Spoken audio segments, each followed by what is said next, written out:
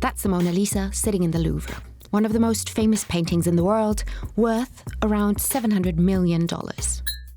And this is a Mona Lisa of the digital art world. A 10-second clip sold for $6.6 million, even though anyone can watch it for free online. This cat meme, though downloaded millions of times, sold for $600,000. And this clip of LeBron James slam dunking, over $200,000.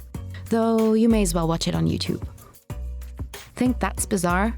Well, welcome to the world of NFTs. Unique digital assets bought with cryptocurrency. The market is booming. NFTs brought in over $86 million in February alone. And in the art world, even Christies now joined the game, putting the first ever NFT up for auction. But hold on, rewind. Why would anyone pay that sum for a cat meme they can share and download for free? Is it all a scam? Or is this the future of the art world? Okay, let's start from the top. NFT stands for non-fungible token. Non-what? Fungible. Non-fungible. When something is non-fungible, it means it's not easily interchangeable because it's unique or scarce. Take a dollar note. If you have a $1 note, you don't mind trading it with someone else's $1 note. It essentially makes no difference. The Mona Lisa, on the other hand, well, you can't trade it for another Mona Lisa. It's unique. A piece of digital art is fungible. It's not unique or scarce because it can be downloaded and copied infinitely.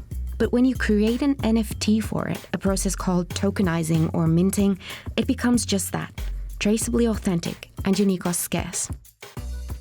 How? To put it simply, an NFT contains a specific set of data. Plus, there's information stored on the token about who created the content, for how much it was sold, and who the owner is. That way, the token represents a certificate of ownership. And blockchain technology ensures that all that info is unchangeable and fraud-proof. So while the digital object might be all over the internet, buying the NFT means buying the certificate of ownership for it. Okay, but if you copy an NFT, it still looks the same as the original, right? So who is buying these things? The NFT market right now, it's really niche. And I think a lot of the people who are buying it are people who invested in Ethereum and other cryptocurrencies really early on. And they have a lot of it. They don't want to cash it out because then they have to pay taxes. And this is just a way that they can kind of shuffle things around. I do think that the NFT market in general has a lot more in common with collectibles than with art. So sneakers, trading cards, these kinds of things. So I think you can imagine the same type of people who are buying sneakers, trading cards, baseball cards. Those are the people who are buying a lot of these NFTs. So young men, I would say primarily. There's definitely interest in the art world in trying to get traditional collectors to get interested in it. But it's the same problem as digital art in general. It's a very small market for that compared to paintings. The market may be small, but in the digital art world, some say NFTs are a revolutionary tool.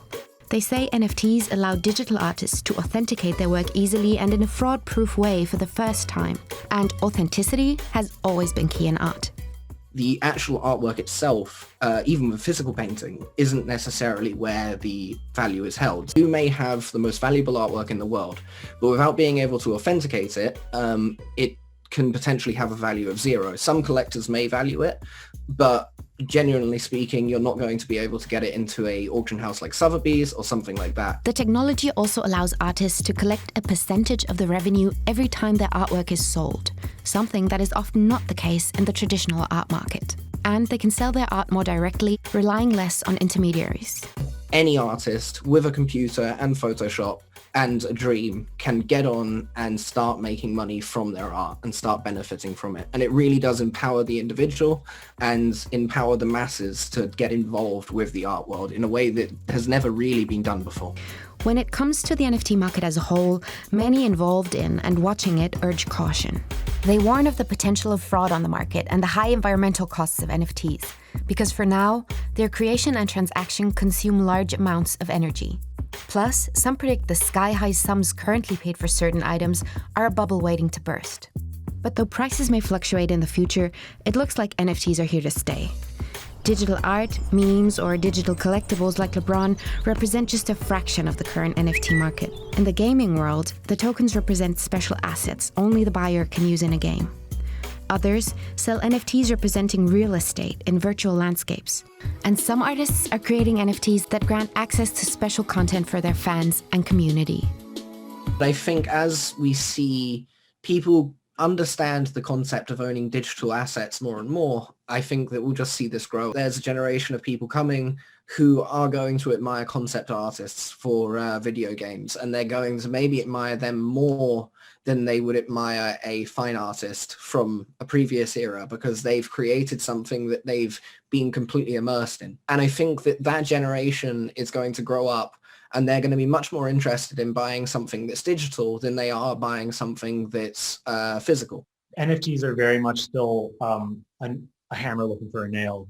It's a tool that still hasn't found its real use value yet. I think that's the biggest issue. I think that tokens will eventually be able to have more dynamic content and also be able to change their status and be more used for getting access towards content rather than being the content itself. I really think that's in the next couple of years. We're going to see NFTs much more as a tool than as the sort of fetish object that it is right now.